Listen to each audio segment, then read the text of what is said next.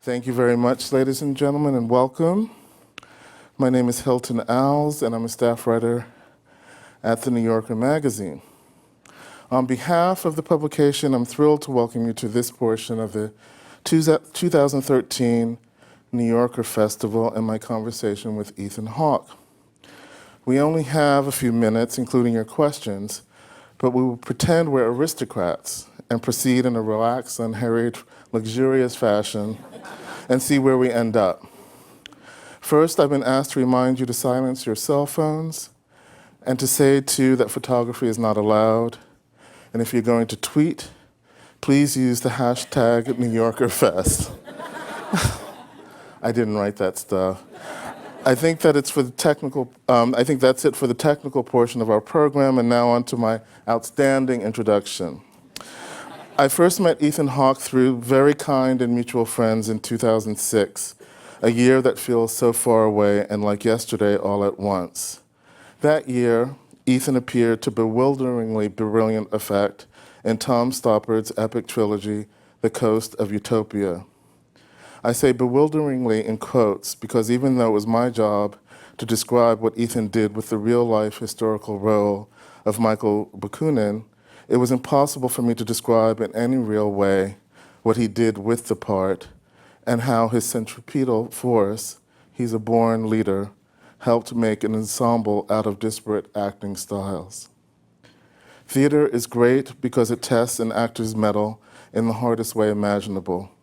You can't yell cut to the audience or ask for a do-over. And watching Ethan on stage is a masterclass in improvisation. In recent productions like Jonathan Mark Sherman's underrated Clive and the Austin Pendleton-directed Uncle Vanya, Ethan made moments that weren't specifically in the script happen. In Uncle Vanya, I watched as Ethan pulled a stray thread off of Pendleton's lapel and then brushed the actor's lapel. That wasn't in the script, but it made the scene, and it made us feel Ethan's character's death at the end of the play so much more acutely had he not taken that risk, made that reality happen. In a way, I regard today's conversation not only as a way of catching us all up on Ethan's remarkable gifts as film actor, stage actor, director, novelist, and a very knowing critic of the world his manifold gifts are coming to dominate more and more, but as a way of thanking him for jump-starting at least one audience member's imagination and belief in real fairy tales. Ladies and gentlemen, Ethan Hawke.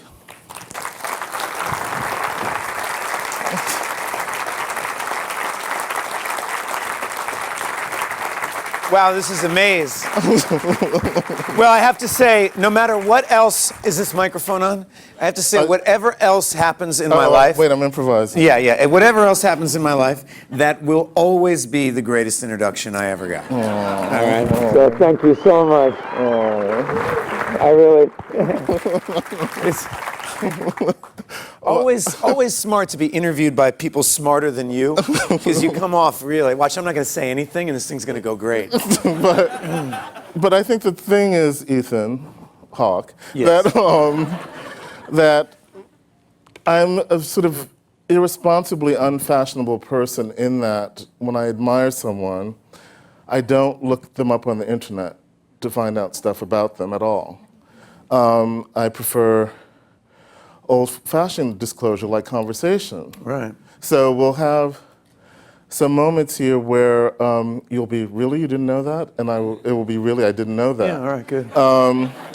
One of the things, we won't mention our friends by name because they're very shy and very sweet people, but at that event I got to meet your mother. Yeah, right. And who is not unsurprisingly very beautiful and very sweet.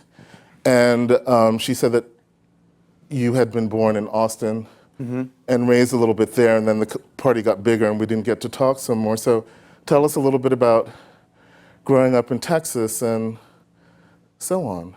All right, well, my mother hates it when I say this because she thinks that she comes off like white trash. Yeah. But she was 17 when she got pregnant. 18 when I was born. You're still a teenage mom. You know? I mean, she somehow thinks there's a big difference between 18 and 17. 17, she sounds like a whore. Right. And 18, you know, at least. Is this being taped? Yeah. Because she lives in Romania. She works with Gypsy rights, but she has the internet, and she'll see this. And, but no. My mother and father, when were freshmen at UT, and I was born there. And they left Texas when I was about 3 and moved to the East Coast, and then proceeded to split up. And my father went back to Texas, and I occasionally went back to Texas with him, but for the most part grew up with my mother, who did all kinds. She was a waitress at Stratton Mountain Valley Lodge. She sold college textbooks in Atlanta, Georgia. She worked in publishing in Brooklyn, Connecticut, a bunch of different places we lived until I graduated high school in New Jersey, and then moved here. Now, as the child of as the boy child specifically of a single mother, a lot of us who have had that relationship often feel very married to the person. Well, you know, my mother always wanted me to be gay. Oh, did she? Yeah. I mean, we could switch mothers. Yeah, we might do really well. Yeah, you know. I mean, I tell you what, this is the truth, Hilton. One day, I was like a junior, 16, and I had a fever and I was really sick. And I had to stay home from school, so my mother, and now you have to understand, a VCR just came out. We just had a VCR. And so she went to the Rite Aid to rent me some movies, which only had probably 60 movies. Right? You know, it's not Netflix or something. And what town was this? This is in Princeton, New Jersey. Yes. Right? And she came back with Al Pacino's Cruising, a little movie called Another Country, which is about some boys who fall in love with each other, I think, and William Hurt in Kiss of the Spider Woman. Okay? and so, which is, for those of you who don't know, he's in drag the whole movie and everything. Yeah. And I was feverish and watched this whole thing. Watched all 3 of these movies. And my mom came home from work at the end of the day, and I was like, you really want me to be gay? What makes you say that? Well, I just find these women are beneath you. Blah, blah, blah, you know? That answers the married to the son question. Yeah, I know exactly what you're talking about. But does it create, or did it create in you a sort of hyper sense of responsibility toward her or toward women in general? Absolutely. Yeah. Absolutely. Well, I mean, I've seen you with your First of all, here's the thing. I mean, I've read enough of your writing to know that you would know about this, but I mean, most people don't grow up with people that ask them to memorize Gregory Corso's poem Marriage. Right. You know, they don't grow up with people who give you James Baldwin books, Allen Ginsberg books, not because she wanted me to be gay, but because she wanted me to read. Yes. And she had a huge value in it. You know, speaking of the New Yorker, she also struggled for childcare, so I would often go to the movies. Right. That would be I would get dropped off at the mall for Saturday. Right. You know, but we would come home, or I would come home, and she would take out Pauline Kael and read the reviews of the play, and we would just have to debate whether she was right about Spike Lee and which she was not. And my mother loved Pauline Kael. I mean, just died for Pauline Kael, and it taught me. And I think people who grow up not with such an intense relationship, particularly with the opposite gender. Right. You learn a lot about the other gender. You sure do. And she... we're living proof. Yeah. That we've learned a lot. Well, I've certainly took away a lot about film criticism. I mean, I remember one of the funniest moments of my life was Dead Poets Society came out. I was still only 18 years old, right? So my mother was so curious what Pauline Kael would say about Dead Poets Society. And she kind of gave it it wasn't a terrible review, but she didn't buy it. If I see another movie that makes me feel good about myself, I think I'm going to put a bullet through my brain. Yeah. Some line like that. Yes. And what was funny about my mom is that was so happy that Pauline Kael had some of the same criticisms that she did. Of the film. Yeah, the film, and I remember sitting there going, "Hey, Mom, I like it. Can't we let's cut it a break?" That's amazing. Yeah. Did you, in moving around to those towns, and I think one way that I can just tell, and we've never discussed it again, we're finding these things out in the conversation, but one way, of course, to be helpful is to be a good son, a good student, a good person, a good citizen, so she doesn't have to worry. She can drop you off at the movie and not worry about you. Was acting a way of joining all of those places that you had been in one place, meaning yourself, because you're embodying so many different people and situations as an actor? Was that one way of making things cohere for you? Yeah. He said Freudianly. Yeah, there's definitely part of that. I remember, do you know the actor Seymour Cassel? Sure. Yeah, Seymour was in a lot of the John Cassavetes movies. Minnie and Moskowitz. Yeah, that's his great performance. Yes. Faces was Yes. the other great one. And he, I met him once when I was about 19, and he said, "Oh, Ethan, who left you, your mother or your father?" You know? I said, Wow. "Why?" And he said, "Well, because I can tell you're talented, and nobody talented wasn't left by somebody." You know? And, Wow. And how does that relate to your question? It relates to trying to cohere. Trying to cohere and trying to. I loved my mother very much. We spent a lot of time together. We traveled a lot, and I was probably in 8, 10 different schools during the 12 years of high school. Which, in that whole thing of being a new kid, Yes. you can change yourself, and you make a personality up, and you alter. You just are who you need to be, and you start to learn at a really young age at how much the accoutrement, whatever people call your personality, Yes. is largely an affectation. Tilda Swinton told me that when a very posh Scottish family, and they send the kids away at 3, basically, and she was 8 years old, and she was so terrified on the train going to London, going to Scotland to school, that she remembered thinking that the movies was the only place where you could read the back of someone's head. You could read the thoughts in the back of someone's head, and so she vowed not to have the truth on her face. If they could read the back of her head, then she knew that she had projected well. And another way was to lie about the feelings of feeling abandoned or left alone. So I think some people compensate through performance for those feelings. And then you get to be with other people as well. And you get to be noticed. If you Yes. feel unnoticed, Yes. and now that can be a positive and that can be a negative. Right. A lot of kids, a lot of young people go into acting or any kind of arts for less. I feel like if that relationship to performance doesn't change, Right. then The show-off aspect of it. the show off, the needy aspect Yes. of it, the part of it that says, "Hey, I'm here. Please, I'm of value. Don't ignore me," or "I'm trying to make my mom proud." Whatever aspect Right. that is, if you don't, that can give you energy. It's like a running start. Yes. But if it doesn't then turn into something else, then you stall out, and it can become something dark. Well, if you don't make it art, if you don't If you transmogrify don't put it in service of something larger than yourself. Exactly. Let's take a look at the first clip because I want to show the audience something on Ethan's face that you'll see in subsequent clips and Wrinkles? his work in and his work in general. It's without it's largely without language, and it's something that he conveys through facial gestures. Can we have the first clip? There he is. Leave, Mr. Keating. I said leave, Mr. Keating.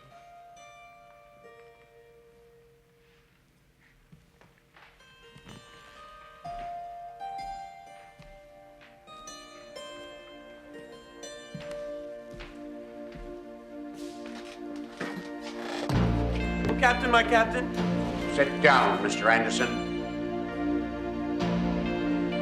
You hear me? Sit down. Sit down! This is your final warning, Anderson. How dare you? Do you hear me? Oh, Captain, my captain. Mr. Overstreet, I warn you. Sit down. Sit down. Sit down. All of you. I want you seated. Sit down. Leave, Mr. Keating.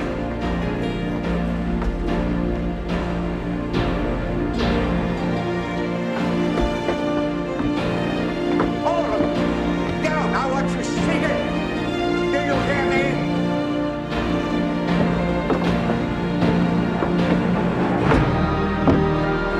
Sit down.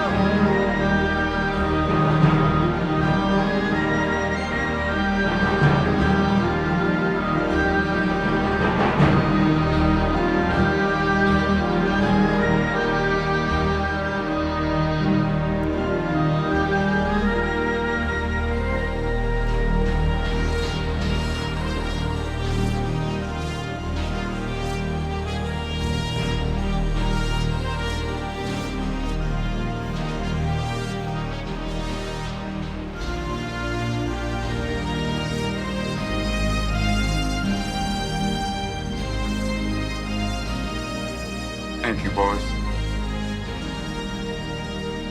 Thank you.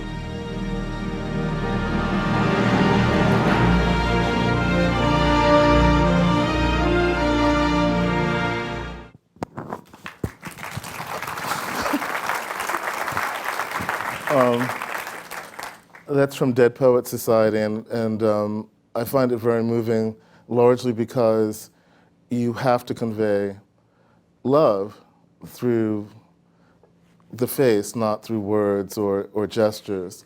You said you were 18 years old. That takes a lot to sort of bring up those feelings in an 18-year-old. How did the film come about for you, and had you been acting for a while before that, or what was happening? It's such a, there's so many different ways to answer that. Okay. Pick one. All right. Well, I had done a play when I was 13 years old, George Bernard Shaw's St. Joan, and through that I had met a bunch of different actors, one of whom said, you should come into New York and audition for some movies. And I did. I got kind of curious about the whole thing, and I ended up getting this part in this movie called The Explorers. And I was 13, turned 14 during it, and it was a very interesting experience because the movie was at the time a $30 million movie. This is 1984, which may as well be, you know, 110. It was a huge movie to Paramount Studios. The director had just done Gremlins. It was supposed to be this big deal. I was 13 years old. Everybody walked around telling me I was going to be the next Henry Thomas, and that meant a lot to me. The movie came out and was this huge failure. It barely played the weekend. And I went from being this kind of big shot in my local town to being kind of the butt of jokes.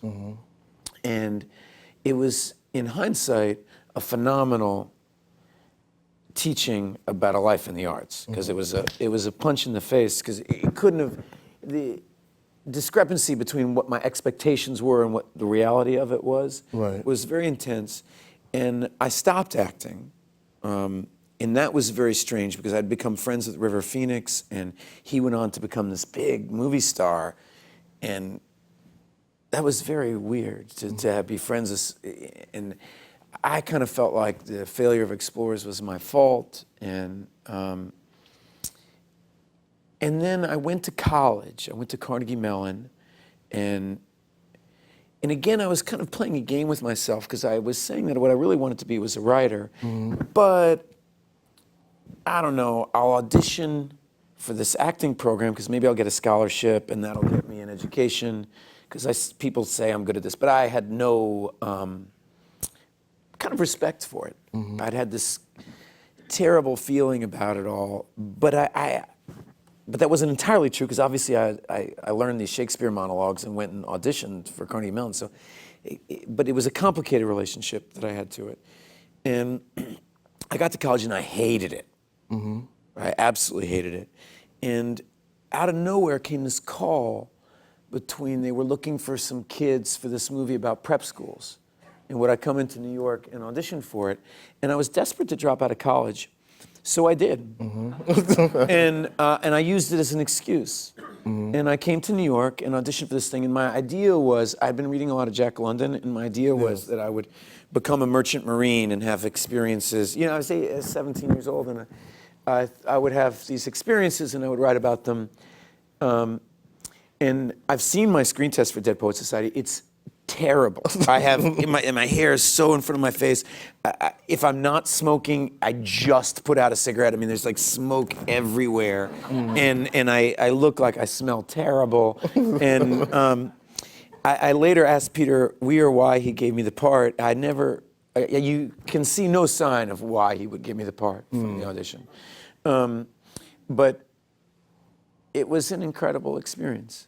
You know, this Peter Weir, I don't know to what extent, he's an Australian filmmaker, and what Professor Keating was to those young boys in that story, Peter Weir was for the boys for us. film. He was teaching us about cinema, he was teaching us about acting, he was teaching us about a life in the arts, and he gave, I feel, in hindsight 2020, like I had a little guardian angel, because there was, if ever a person was going to have an experience, to be the first one to usher them into any kind of life of the arts or celebrity or any kind of the positive and negative accoutrements to a life in the arts. Sure. Peter Weir / The Thesis, even if you're Pauline Kael and you don't like it, the thesis of that movie was a very positive one to carry with you as a young actor. Right.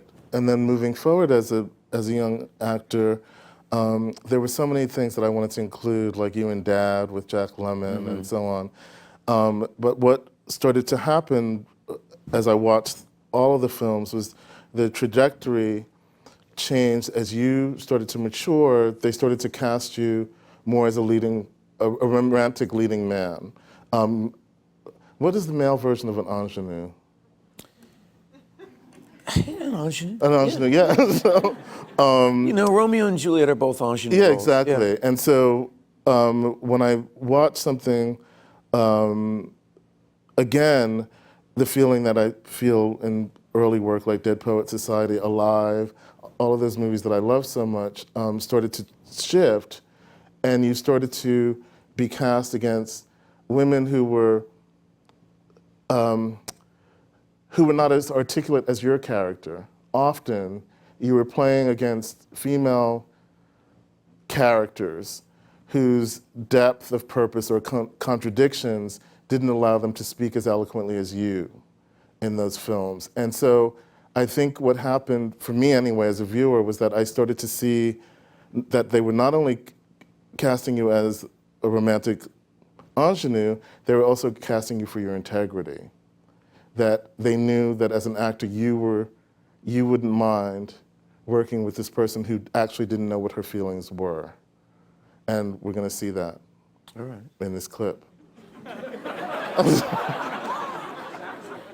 Called Reality Bites. All right, let's watch it. All right, can I see it? One more? Thanks. How'd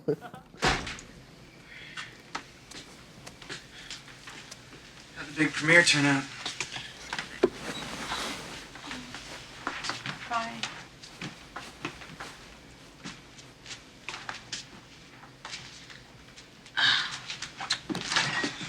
Just videotapes, right? Who cares?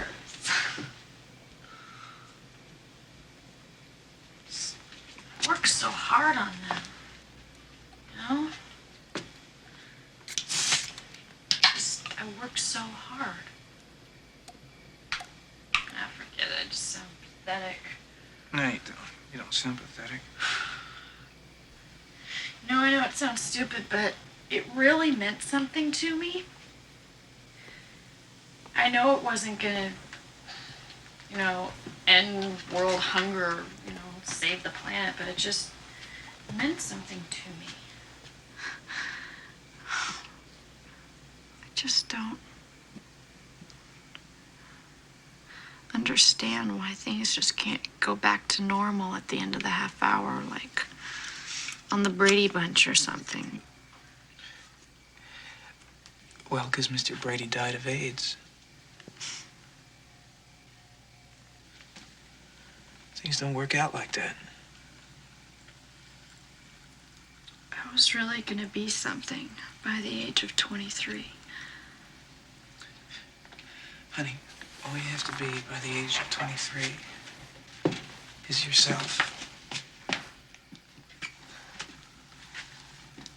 I don't know who that is anymore. Well, I do. And we all love her. I love her.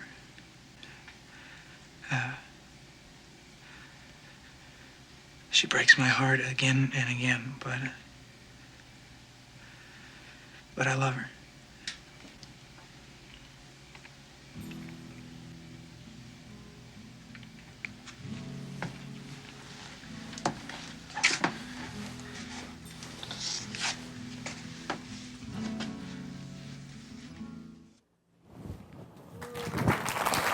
See?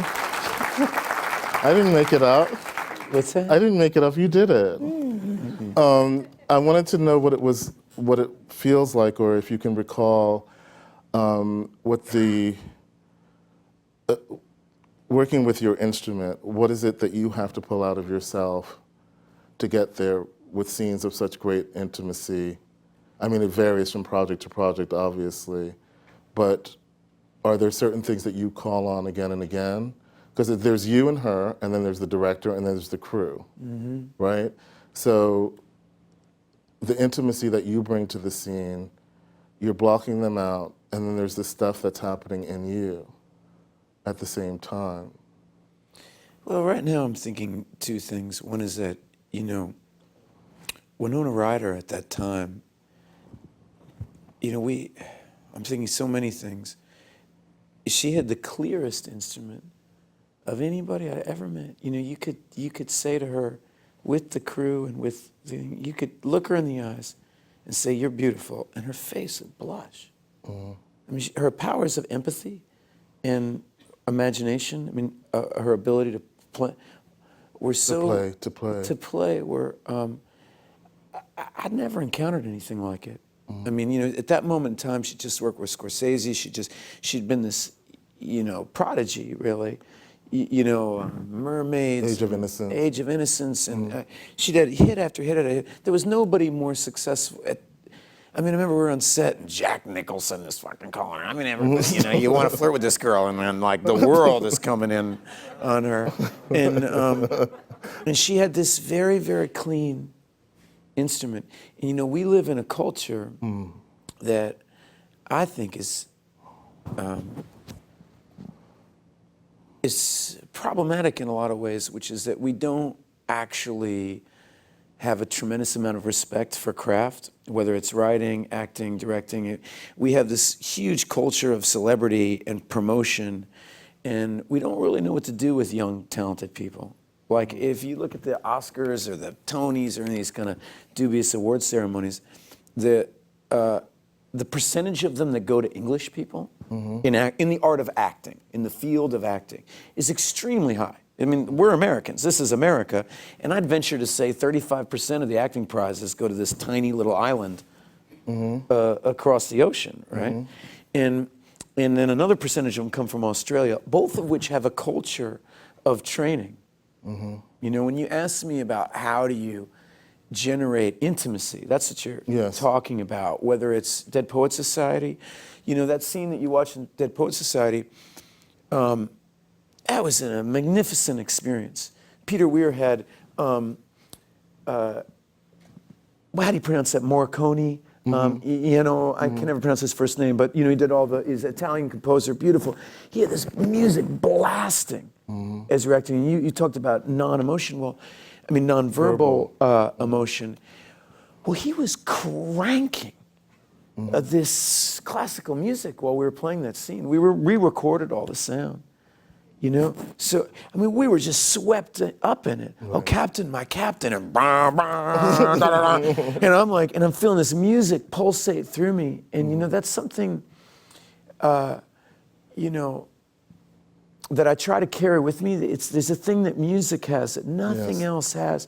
You know, if you are ever on a set with Lawrence Fishburne, Lawrence Fishburne walks into a room and it's all of a sudden a saxophone is playing. Yes. You know, and I don't know where it comes from, but you just hear it. It's like, and it just happens. And in a scene like the one we just did, you're trying to cultivate some music to happen, some rhythm. A sort of minuet in a way. Yeah, Right. I mean that's what In that scene. In that scene, absolutely, and it's so delicate and so fragile, but what it relies on is intimacy. Right. Do you? I know that film rehearsals are way shorter than theater rehearsals. Yeah. Do you prefer to add to the rehearsal process in film and say, do you want to read lines? Most or directors don't know how to rehearse. That's the problem. And what do you mean, Ethan? well, cinema doesn't require rehearsal the way that theater does. You don't need rehearsal for cinema. You need, if people know what they're doing in a movie, I mean, you know this with your own writing, right? There's no formula. Right. You know, there isn't, but a lot of directors are so scared of actors, and they're so scared that you're going to screw them up or that you're not going to, you know, they have a plan. Right. You know, I'll give you an example. What is more unpredictable than a person that embodies humanity? Yeah, right. They're going to be a pain in your ass. Right. They're going to say some reason why they can't go left when you picked this. I'll give you an example that's I've directed a little, and I did this. We'll get there a little. Okay, but let me explain. Rather than attack. Not so little. I've learned. I'd had to direct this Chris Christopherson in a scene, and I picked this room. It was a long monologue, and I picked this room to shoot it in because what it was he was going to answer the phone. In the room, what was so cool about it is you walked through the living room and into the bedroom, and the bedroom had a door to the bathroom, and the bathroom had a door to the kitchen, and the kitchen had a door back to the entrance, and it made this circle, and it was amazing. And I was like, oh, this shot! I picked this whole apartment for this thing, and I was like, and I told Chris, I said, here's the deal. The guy comes in, he gives you the bottle of whiskey, right? You send him, and you answer the phone. And you're gonna, talk, and then you go in the other room, and the lights are gonna be off, right? And the camera will just be in the black until you find the light switch, and you turn on, boom, the lights. We're gonna do the whole monologue in one shot. It's gonna be amazing. And when you get in the thing, you're gonna look at yourself in the mirror, and you're gonna try on a hat while you're talking. And it'll be like, remember in Godard's Contempt? Yeah. And then you walk into the bathroom, you look at yourself again and say, this hat is bullshit, right? And you look at yourself and you're gonna think about taking a leak and you're gonna talk, and then you go, yeah, this is ridiculous. And you're gonna talk, you walk in the kitchen, check the fridge, set the thing, and get back to the thing and say, fuck it, and hang up the phone. It's gonna be unbelievable take. Trust me. That's all we have to do all day. It's gonna be great. And Chris goes like this. It's all yours. Yeah. Chris goes, wow. You sound like a goddamn genius, huh? I'm like, well, it is clever, and he goes, well, here's the thing. His character's name is Bud, right? He said, Bud's an alcoholic, right? I said, yeah. Are you an alcoholic? No, not really. I'm an alcoholic. Yeah, I mean, cut this from the thing. Yeah. Somebody gives me a bottle of whiskey that I ordered up to my room. I'm not gonna pussyfoot all around the apartment, right? Look at myself in the mirror and think about taking a leak and then drink it. I'm gonna sit my ass down and I'm gonna finish that bottle of whiskey. And there's no fucking way in hell I can say all those lines and walk around the room. I'll just never remember them. So you got to come up with another idea.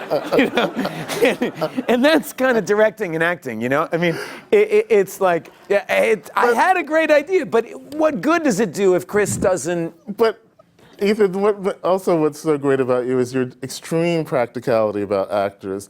We were at this party, and Ethan was doing a workshop of a Tennessee Williams play, and there was a very famous actress in the reading. And he said, oh, she doesn't, unless they're going to blah, blah, blah, she doesn't want to do it. And I said, well, and I went into some complete Kenneth Tynan horseshit about the actors, you know, she needs to refine, pulled her back. Ethan just waited until I stopped talking, and he said, Hilton, she wants to win a Tony, and walked away. And so it just, you have to know that there's also, that they are athletes. There's a goal. There's a goal. And people have an end goal. And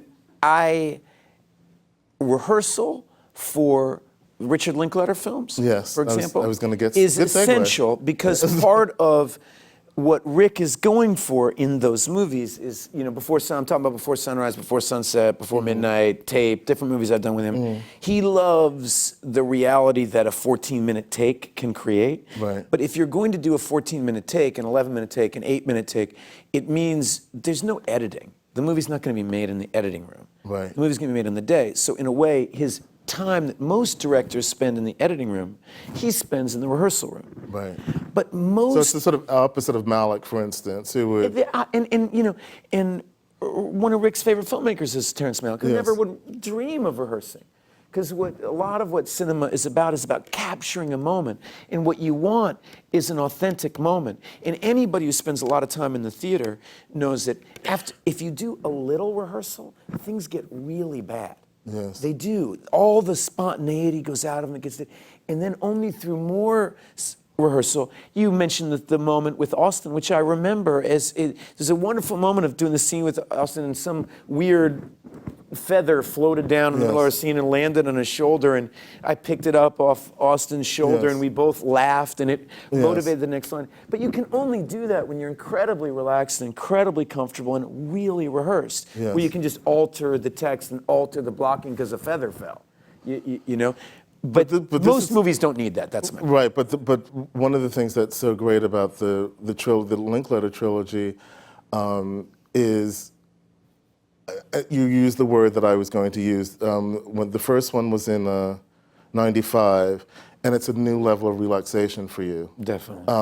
We're just going to see. It's 1 minute. Can we see that clip? Thanks. It's interesting.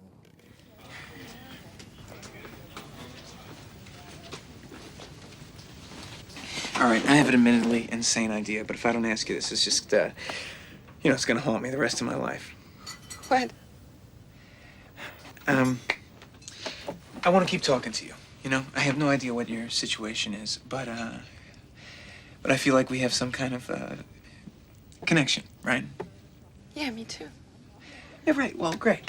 So listen, here's the deal. This is what we should do. You should get off the train with me here in Vienna and come check out the town. What? Come on, it'll be fun. Come on.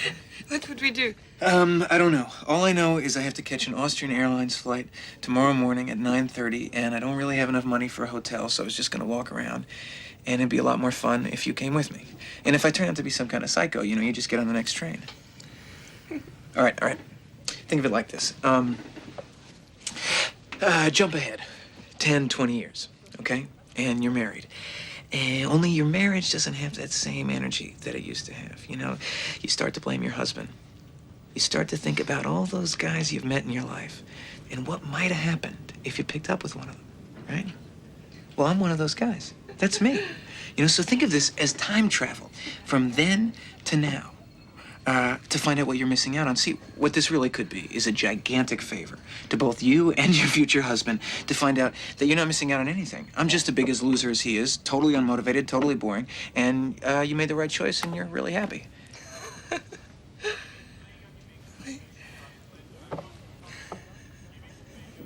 Let me get my bag.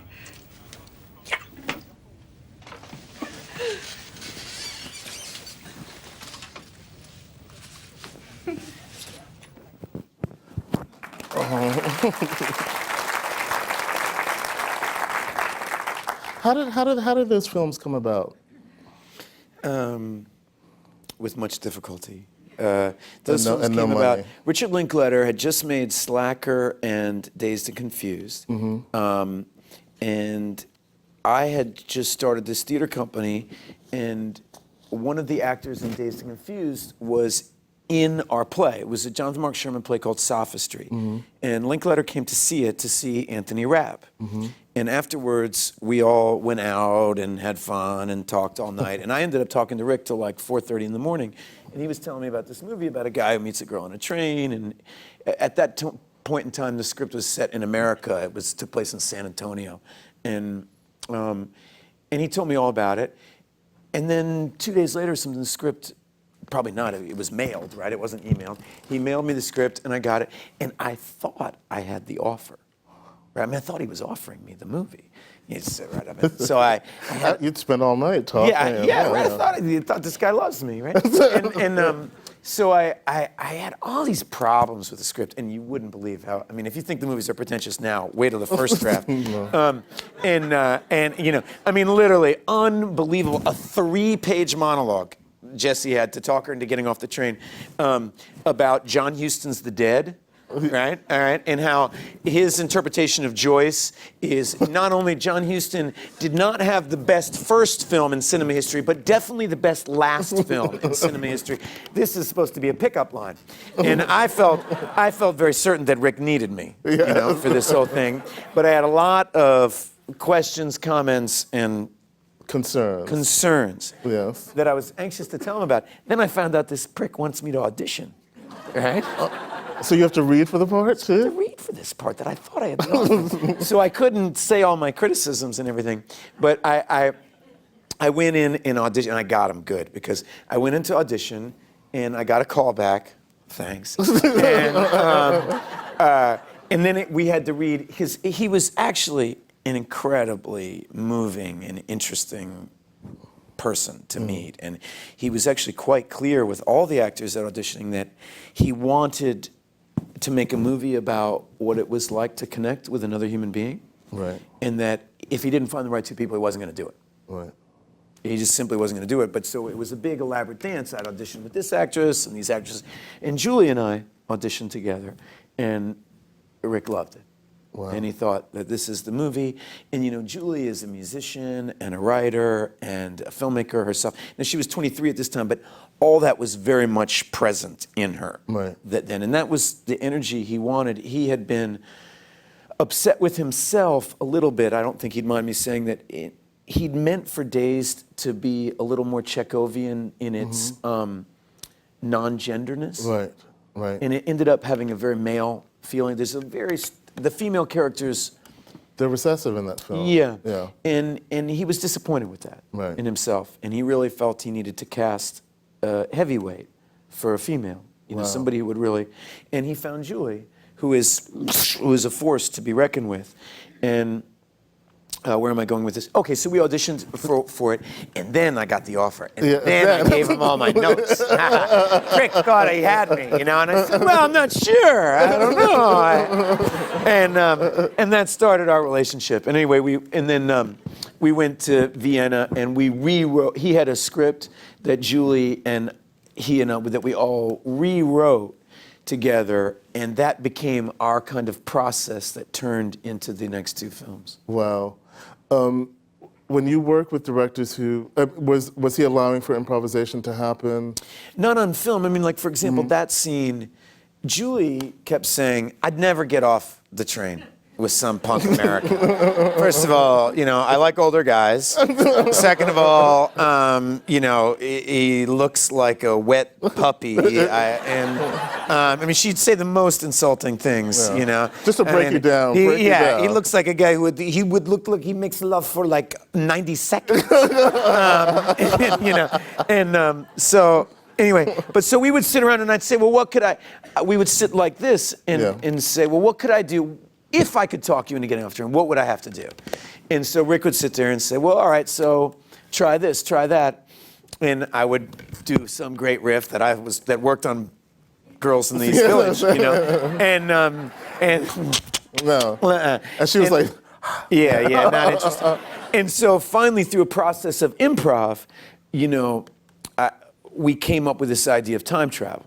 And this idea, and that worked for her. She's like, okay, that's kind of smart and kind of surprising. Yes. And so, you know, I mean, this is how the whole thing. And she said, you know, what would make it even better. And then, we would work on this together, and that because as they walk, one of the things that's so adorable and really funny about it is that she's still unimpressed. Yes, for a long time. For a long time. Well, yeah. You know, the guy writes the poem. She's like, "Oh, you're upset because it's for me." The Yeah. lady reads her poem. It's She's for me. tough to please. Yeah, you know? exactly. Yeah, exactly. I mean, it's 20 years later, the woman's still hard to please, And but anyway, that. Were you guys surprised by the success of? Well, you have to understand that movie. The first one was considered by people who cared a failure. I mean, it was supposed to be a big. It can't. We like to joke that Before Sunrise is definitely the least grossing film of cinema history to ever spawn a trilogy. And I remember a friend of ours saying when we made Before Sunset, saying, "Wow, you guys really, at least you believe in yourselves." I mean, there's something kind of admirable about that. And it's true. There was no success to those movies. We did a film called Waking Life. Rick made this movie about dreams, and in it he wanted Julie and I to appear because it was kind of a it's a great movie. If anybody hasn't seen it, get stoned and watch Waking Life, and it's amazing. But in it, Rick and Julie and I got in a room together again, and it had been about 5 years since Before Sunrise, and it was so fun, and we started writing together again, and it just happened. It's like Yes. like being in a room with musicians. All of a sudden, it starts to You can play. improv again. Yeah, and Yeah. the stuff starts happening. And then when we walked away from that, Rick said to us, I think we should make another movie.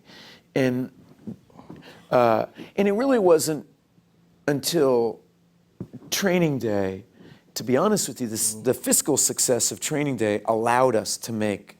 Because we'd kind of been trying for a couple of years to make Sunset. So that you were worth, as they say, worth X amount of money. Or This business is business is weird. They didn't think you want to make a sequel to a movie that grossed $2 million. No, Right. nobody gives a shit. Right. And it was School of Rock and Training Day together. Yes. Helped make some energy for the second film. But you were pushing. I mean, even when the movie didn't make any money. We felt proud of it. Well, Yeah. as well you should. And then there was the next level of collaboration, because one of the things that I love hearing you talk about are the ways in which you work with these various directors very closely and intimately. And one great director is Michael Amarita, whom we made Hamlet with in 2000. I think we should just applaud that performance. And again, that's a movie made on a shoestring, and it's all about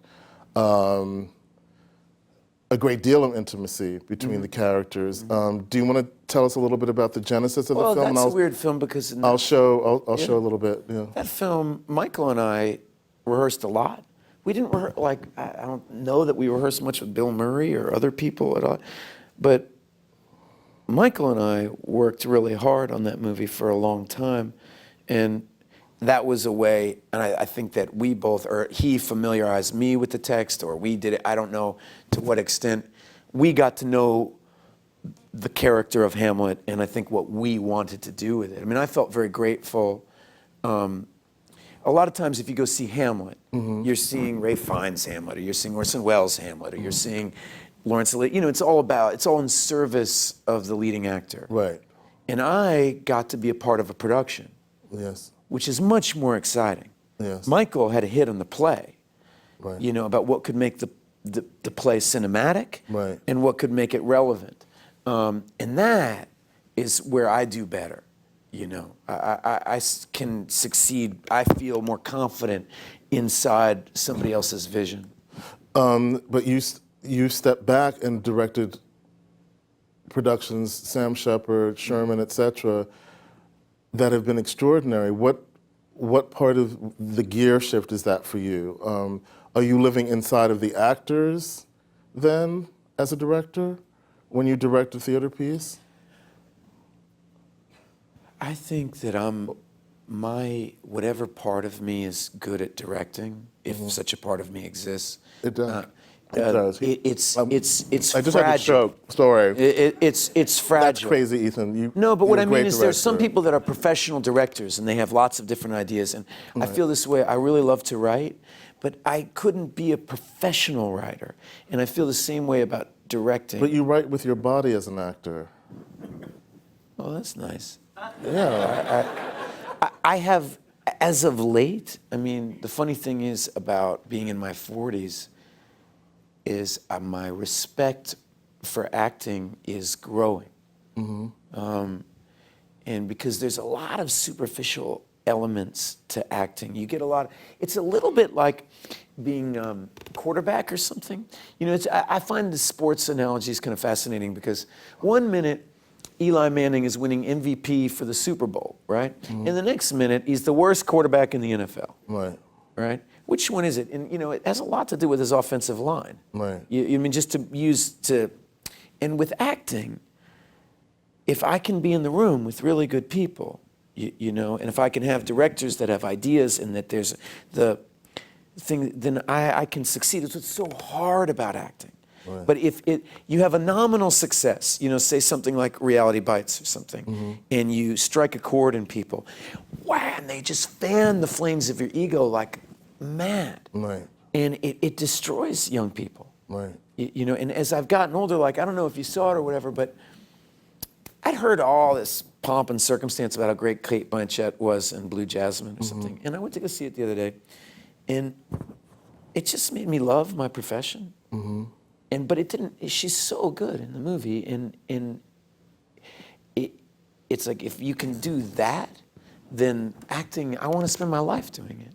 It's so, she writes with her language, she writes with her body, she writes with everything that she's doing, and it's a great collaboration. I think that one of these days, unfortunately, Woody Allen will pass away, and people will go, oh my God, Tolstoy was among us. I mean, there's this amazing writer that's writing every year, and what am I saying? Well, no. Jesus fucking Christ. No, but one of the things, let's go back to the sports analogy for a minute, because I always say actors are like athletes in terms of the incredible self-discipline it takes.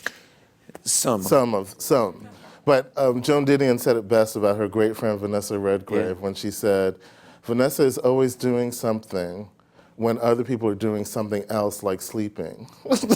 Well, you know, Vanessa, I don't know if you saw it, Vanessa laid down the bar this year. Yeah. I mean, here's this woman. She's 72? She's performing in a 92-seat house, 110-seat house at the Cherry Lane. Oh, Jesse Eisenberg, yeah, it was amazing. A young man's play. Not a perfect play, a talented play. But she's working. And that's not like some kind of character she can do in her sleep. She had to do an accent, she had to do, and she's Vanessa Redgrave. This is a woman who could be sitting at home winning Lifetime Achievement Awards, you know? And I felt like, wow. And that's how I felt a little bit, you know, when I see Sean Penn work, or I see Kate Blanchett work, or, you know, John Leguizamo on stage. I see some people every now and then who are working so hard in saying this matters, and they're treating it like a craft. Right. You know, it's much more common in England, and that's what I was saying before. And it's very exciting. Well, let's look at something uncommon. Okay. Which is you as Hamlet. Okay. You have that? Good. Thank you.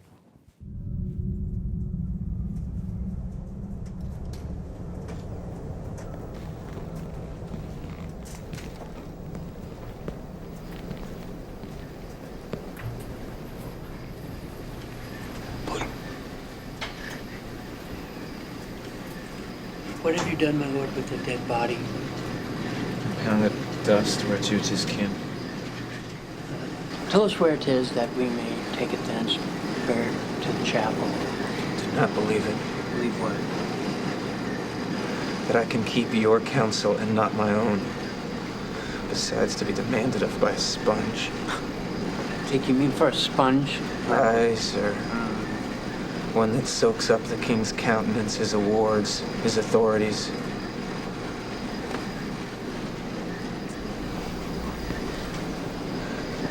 My lord, you must tell us where the body is and go with us to the king. The body is with the king. But the king is not with the body. The king is a thing. A thing, my lord? Of nothing.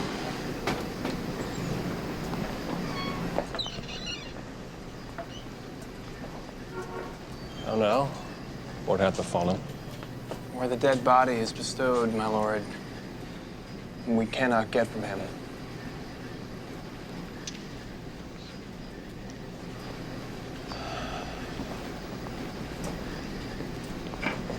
Now, Hamlet, where is Polonius? At supper? At supper. Where? Not where he eats, but where he's eaten. Certain convocation of politic worms are eaten at him. We fat all creatures, else to fat us, we fat ourselves for maggots. Your fat king and your lean beggar is but variable service. 2 dishes, but to 1 table. That's the end.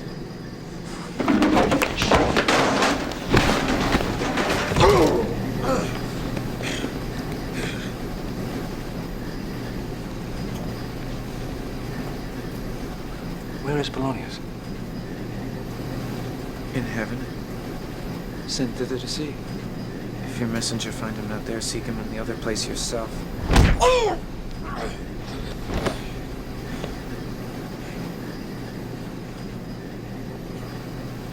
But indeed, if you find him not within the month, you shall nose him as you go up the stairs into the lobby.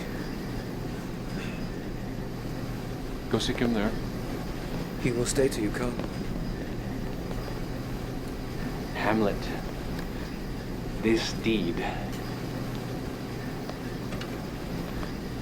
for thine especial safety, which we do tender, as we dearly grieve for that which thou hast done, must send thee hence with fiery quickness. Therefore prepare thyself. The bark is ready and the wind but help, the associates tend, and everything is bent for England. For England? Aye, Hamlet. Good. Aye, so it is, if thou knewest our purposes. Farewell, my mother. Thy loving father, Hamlet. My mother. Father and mother is man and wife is one flesh. And so my mother.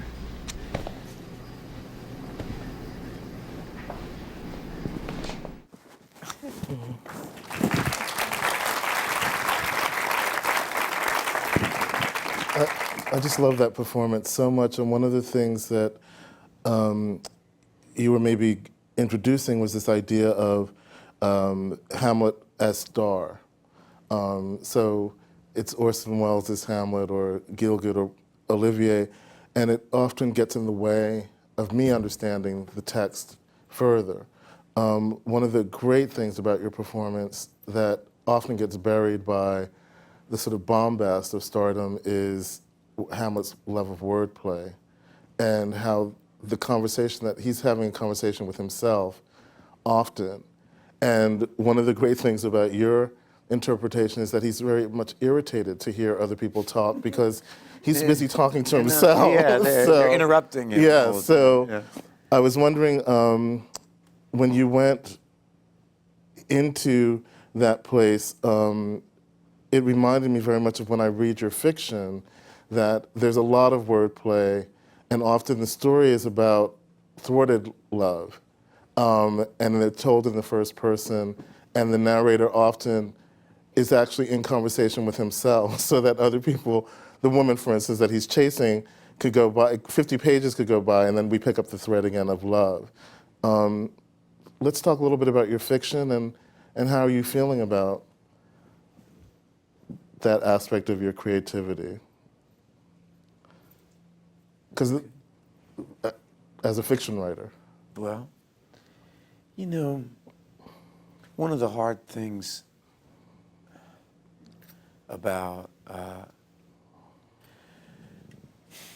don't know, I always get shy talking about that. You know what Emily Mortimer said? I'll just throw this in there. Okay. It'll distract you. Okay. She used to write. She was becoming well known as a writer in My father's such a great writer. Yes, in England. And she stopped, and I asked her why she stopped writing. She said, I felt much more exposed as a writer than I do as a performer. Yeah. Why? Well, because if people don't like your acting, you know, you can say they don't like the way you look. You can say they don't like the way you didn't write the shit. You know, there's all that. And there's something about Now, it isn't actually true, but there is this feeling when you write something that is, for me anyway, an extension of myself. And now, ironically, obviously, you can phrase things well or phrase things poorly. Just because something's emotionally true doesn't mean you wrote it well. Right. But for me, the scariest thing I ever did in my life was publish The Hottest State, because I had really longed to be a writer, and I'd always written, and I loved writers. I think whenever I get on stage, it's about, you mentioned Coast to Utopia, it's this desire to share with a group of people how fucking brilliant this play is.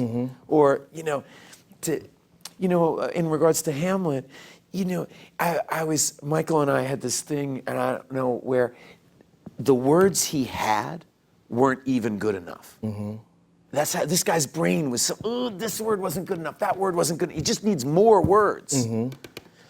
Up to supper, dead, worms. No, not where he's eaten, but, not where he eats, but eaten. That's not fun. Okay, he didn't like that. Okay, what about, his brain's just always going with that.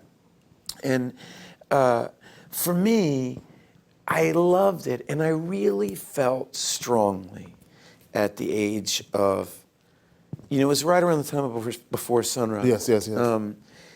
I really felt strongly that if I didn't try writing, I would just be failing myself. Right. That somehow, and fortunately, both, I had already achieved this level of success that drew success as an actor. Yes. That meant by publishing The Hottest State, a lot of very intelligent people were incredibly dubious, as well they should be. I mean, whenever, in a way, it's a rational thing to be dubious. Why are they publishing this clown's book? There's all, Herman Melville can't get read, and we're supposed to read this dipshit who was in Reality Bites. Right. I mean... that's the package, that's the aura. I remember, I think you were writing for them at the time. The Village Voice wrote me a review saying, Ethan Hawke sucks own cock. That was the headline of the review. I didn't write that. Well, I wish I could achieve such a thing. I didn't do that. But it was, again, not unlike The Explorers or something. It was one of those things where you had to go, okay, you wanted to do this, brother. And you have to kind of, I knew I needed to do it to grow up. Right. And it didn't mean it needed to go well, but I needed to do it, and I love it. I love it so much. And Ash Wednesday was an even better experience. Yes. And it isn't, and this, it isn't unless you publish, you don't really know. I mean, you can play the role of Emily Dickinson in your room and everything like that. But unless you really share it with people, it doesn't become manifest. Well, it's that it's that great. I don't know why she's come up twice, but that great Joan Didion quote of saying that writing involves the mortal humiliation of seeing your words in print. Yeah. Well, it's true. I've really struggled with it since I've worked hard since Ash Wednesday. I've worked really hard. I worked really hard on Before Midnight, and I worked really hard on the screenplay that. It's just, I couldn't get off the ground. I couldn't, but there goes a couple of years of your life. And what about a play? I've never tried to write a play. I've written 2 other novels. One is a young adult book I kind of wrote for my kids, and is the kind of thing that I feel like, well, I might publish someday when they're grown up. Right now, it feels like it should be for them, if it's really for them.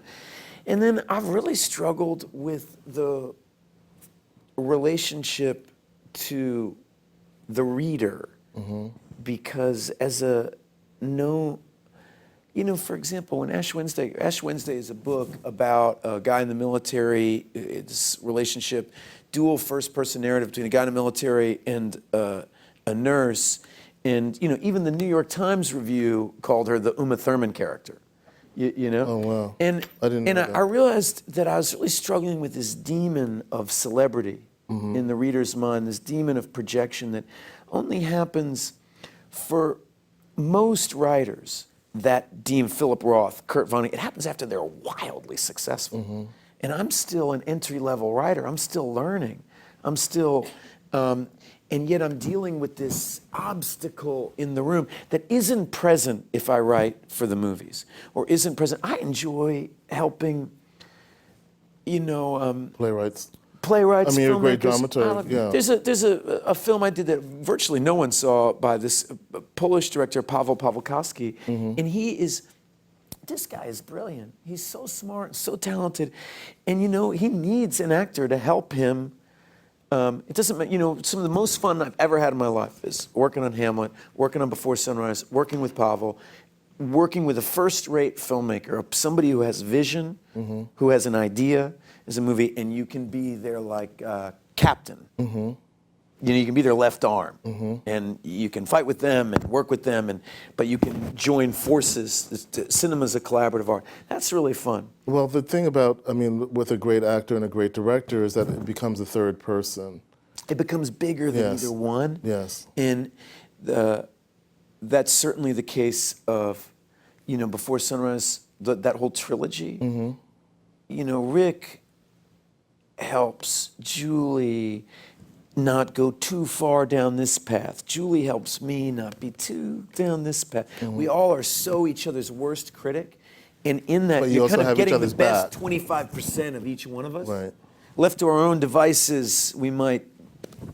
That's what I feel. But you have somebody else's back. Yeah. The thing about writing. It's supportive. The thing that's humiliating about writing is that it's really just you.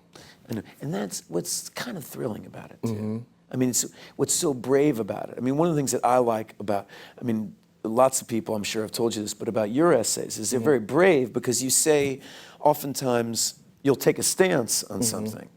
Michael Jackson died 20 years ago, or whatever it was you said, a little while, Right. And you have to then stand by those words. Right. And I love that.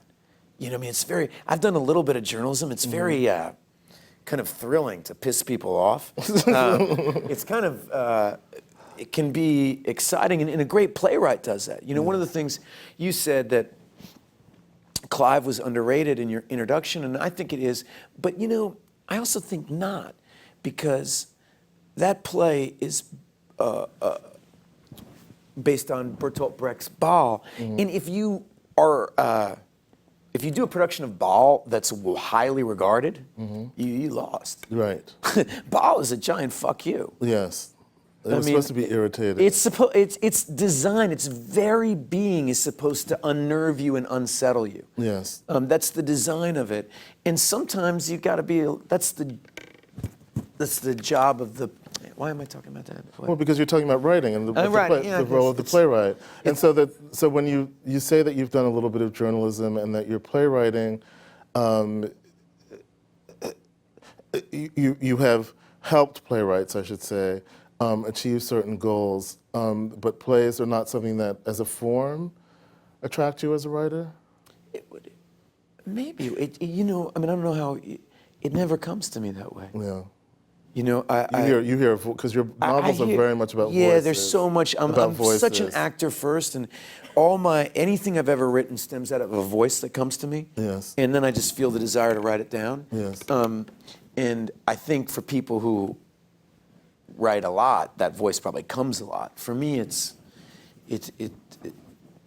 ephemeral, I What's have next? no idea what time it is, actually.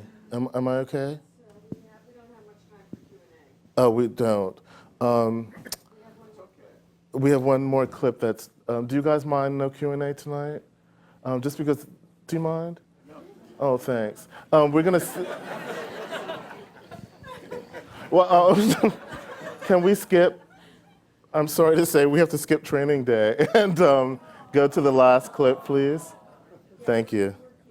That's great. Thank you. I'm sorry. This is from the Before the Devil Knows You're Dead. Hey, this is Hank. You must be out, so leave a message at the beep. I know you're there. Pick up the phone. Pick up the phone. Pick up the fucking phone. Fucking faggot. Andy. Here. Where you been? Here. I called in sick. Hey, what the fuck were you doing with that fucking asshole? I was scared. All right, so Fucking gun, god damn it. Hey, we gotta talk. Andy, just meet me at Mooney's. You still can't get by to see Mom. what am I gonna say? Don't say anything. Look, who else knows? Nobody. You didn't tell anyone? No. No one saw you talking with Bobby? No. Nobody saw you here? No, come on. It was crowded. It was busy. No. Did he rent the car with you? Did you what? Did he rent the fucking car with you? No. Or did you, you picked him up? Yeah, at his house. Did anyone see you there at his house? Anyone see you at his house? No. Nobody saw you at the house?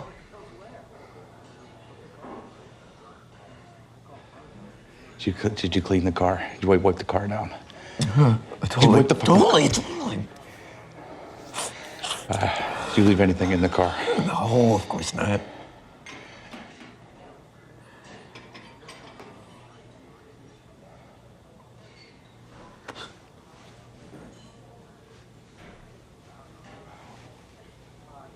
We're probably okay.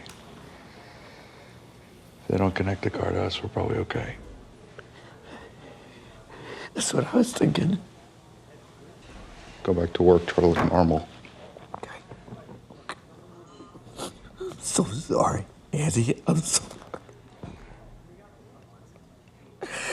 I don't think I can get through this. Shut up.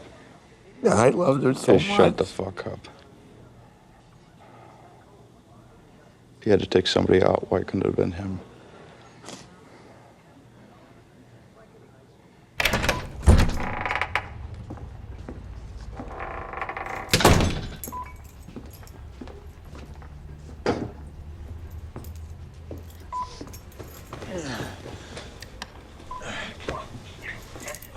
This is Mike Steuben calling from Auto Rent. Mr. Henry Hansen.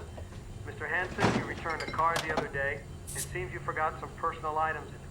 Please give me a call at 555-2649. Ask for Mike Steuben. Again, that number is 555-2649. Thank you.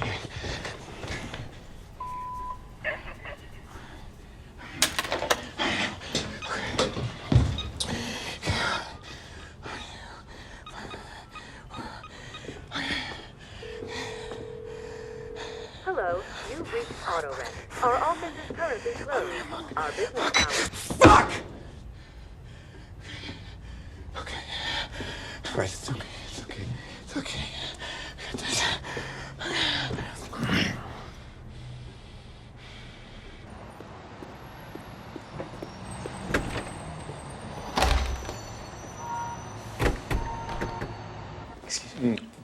That's right, sir. It's $255 plus tax.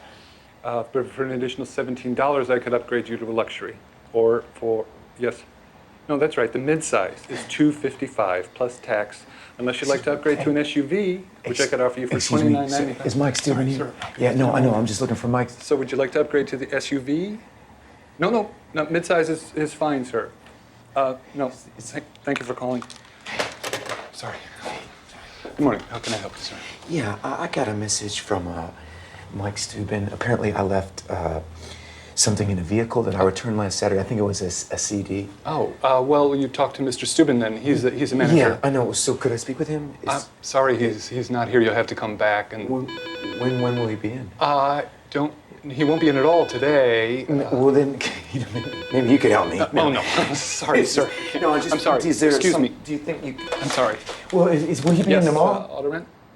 No, no, I didn't say that, sir. That's not up to me.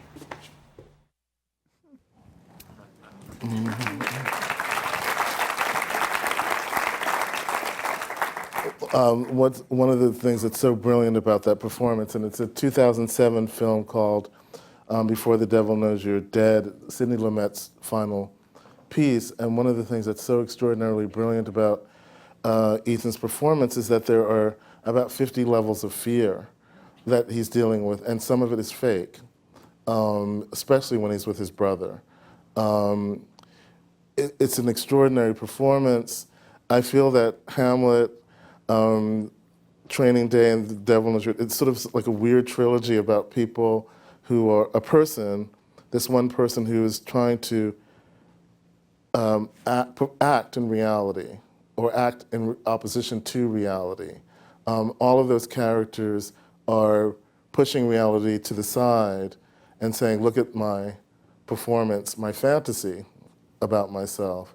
I'm not going to ask you how you can make the fantasy real to us. I just want to thank you for doing that. It takes enormous physical and mental and emotional agility, and I just would like you to do more. Thanks. And that's all I have to say. Yeah, well, I'm sorry. I feel like I kind of talked, it was too long-winded and didn't let us get to the other thing. No, but thank you. It's an honor to be here for you. It really is. Thank you. Read White Girls, his new book, White Girls. It's a collection of his essays, and it's fantastic. Well, thank you, Ethan. But you've been, I thought it was important to show these clips so that people could see that you've been building on the promise that you made to yourself as an artist. And so that's the thing. Well, that's nice of you. Yeah. Yeah. Good night. Good night, everybody.